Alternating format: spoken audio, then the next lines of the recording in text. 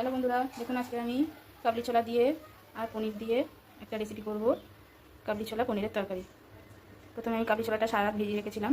এটাকে আমি একটু নুন হলুদ দিয়ে প্রেসারে সিটি দিয়ে নেবো দুটো, তারপরে দেখাচ্ছি আপনাদের। দেখুন বন্ধুরা, আমি ছোলা পনিরের তরকারিতে মশলাগুলো দেখিয়ে দিই আপনাদের।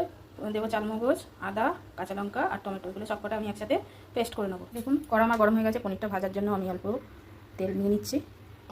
পনিরটা ভাজবো আমি। আর আমি মশলার মধ্যে অল্প একটু গোটা জিরেও নিয়ে নিয়েছি, পেস্ট করে নেবো একসাথে। জিরেটা আমার বলা হয়নি।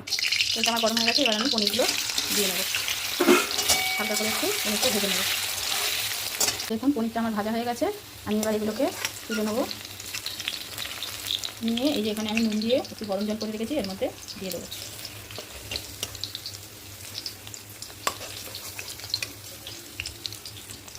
দেখুন পনিরটা আমি এভাবে নুন জলে একটু ভিজিয়ে রেখেছি। আর এদিকে আমি মটরটা সিদ্ধ করে নিয়েছি। এবারে আমি